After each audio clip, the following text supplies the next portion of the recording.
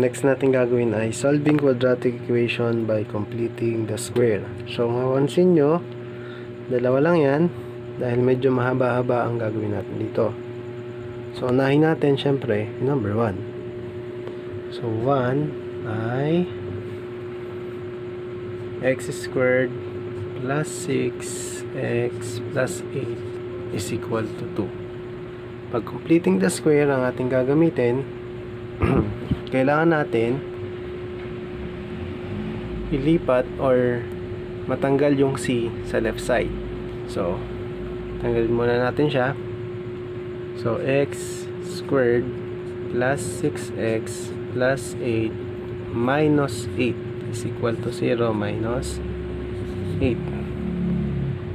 So, anong property yun? Addition property of equality. Pwede na akong sumali sa tanong mo, sagot mo ah. So, tingnan natin. Magiging x squared plus 6x is equal to negative 8. So, ngayon, dito na papasok yung ating process sa completing the square.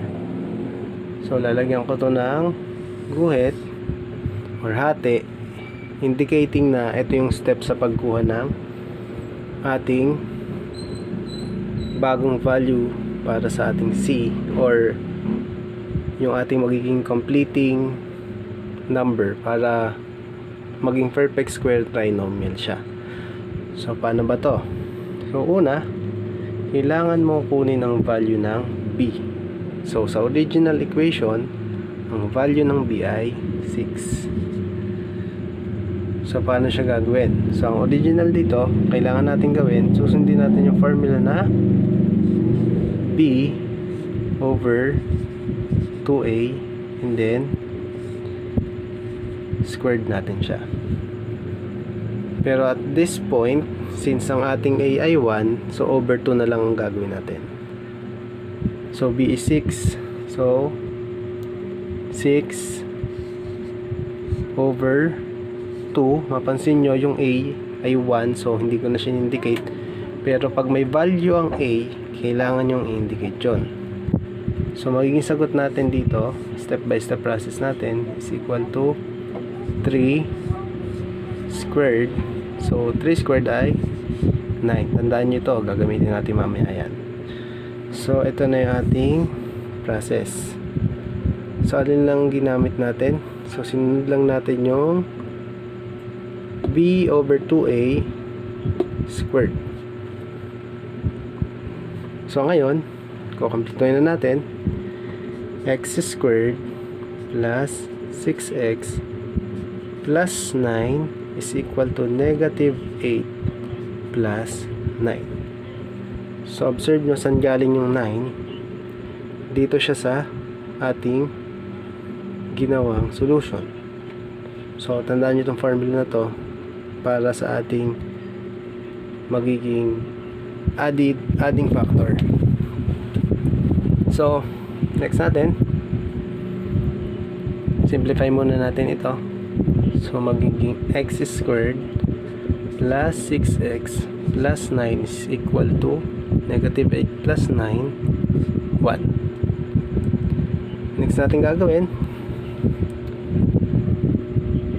gagawin natin siyang binomial form. So, x, anong sign dito? Plus, so what is the square root of 9? So, mapansin nyo, sabi ko, gagamitin natin to. So, siya lang ang ating lalagay doon. Plus 3 and then squared is equal to 1. After nyan, kunin natin square root ng both sides.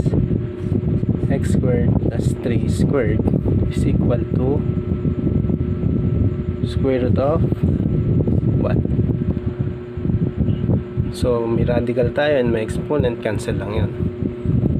Magiging x plus 3 is equal to, ang 1 ay may dalawang square root. Pwede siyang positive or negative 1. So, ngayon meron tayong dalawang value. So, solve natin parehas yan. So, paano siya isosolve? Hatiin uli natin.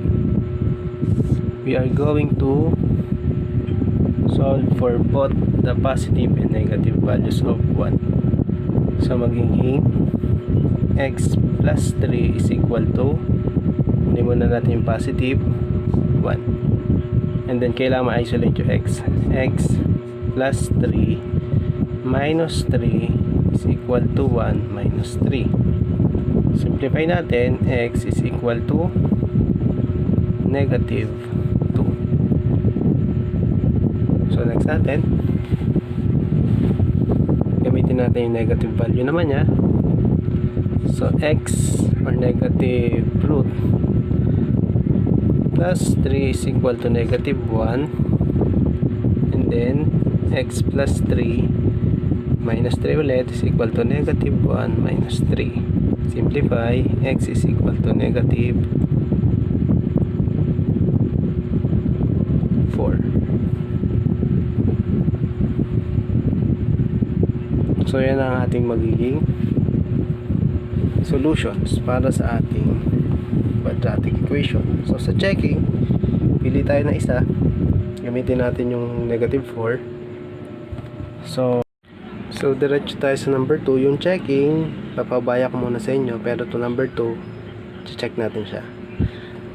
So unang step ulit, syempre kailangan nating mailipat or maalis yung 10 sa left side. So x squared plus 7x plus 10 minus 10 ulit is equal to 0 minus 10.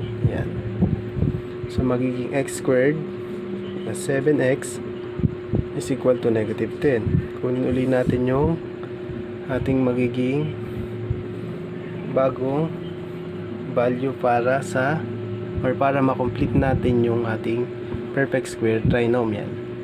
So value ng b ay 7. Minsan negative, so ingat kayo doon.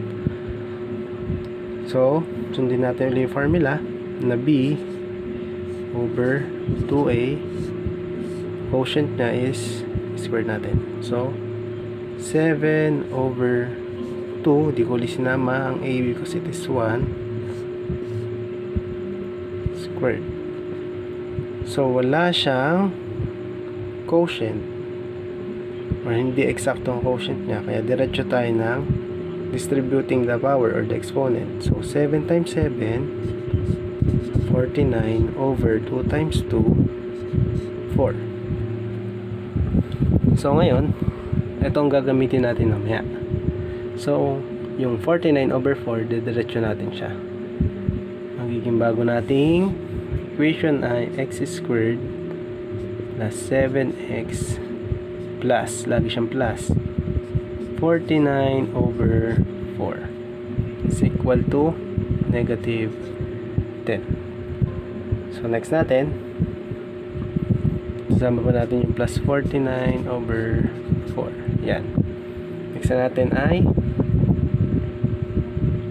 solve muna natin yung right side. So x squared plus 7x plus 49 over 4 is equal to, sagutan muna natin siya, negative 10 magiging negative 40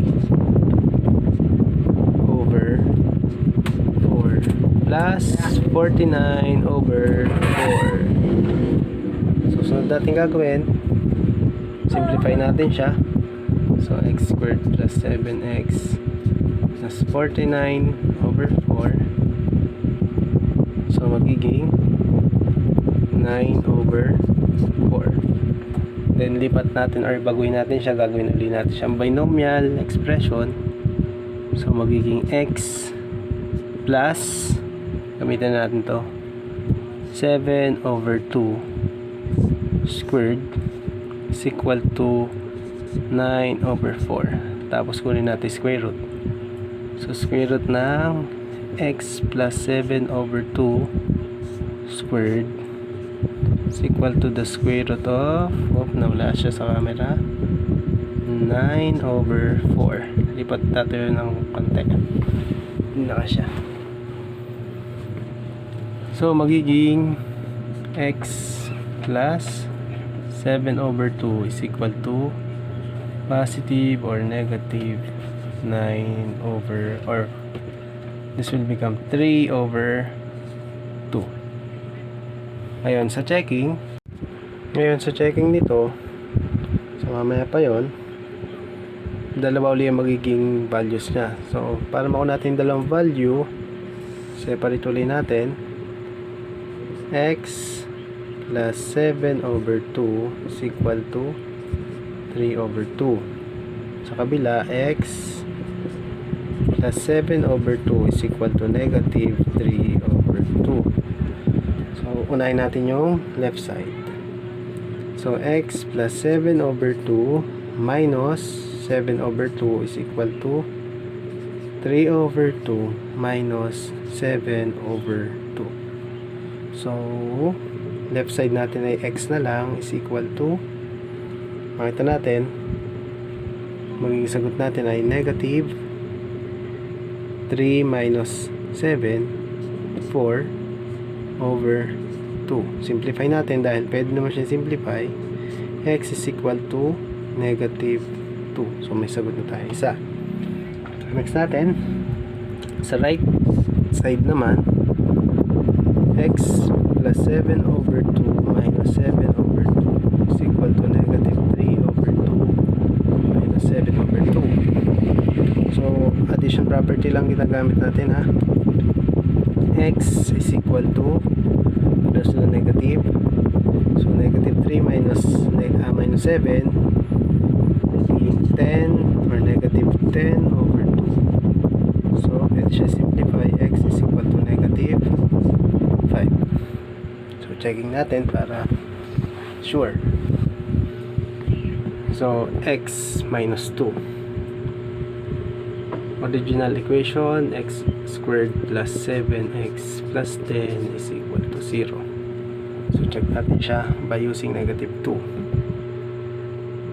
Negative 2 squared plus 7 times negative 2 plus 10 is equal to 0. Negative 2 magiging positive 4 siya. Squared natin. Plus, so bagong sign, positive times negative, minus 7 times 2, 14 plus 10 is equal to 0. So next natin gagawin, combine like signs. 14 minus 14, so 0 is equal to 0. So negative 2, na-check na natin yung value nya, which is correct. So next natin, negative 5, original equation, x squared plus 7x plus 10 is equal to 0. So ngayon, check natin siya. Negative 5 squared plus 7 times negative 5 plus 10 is equal to 0. So magiging positive 25 minus 35 plus 10 is equal to 0. Combine like signs, 35 minus 35 is equal to 0.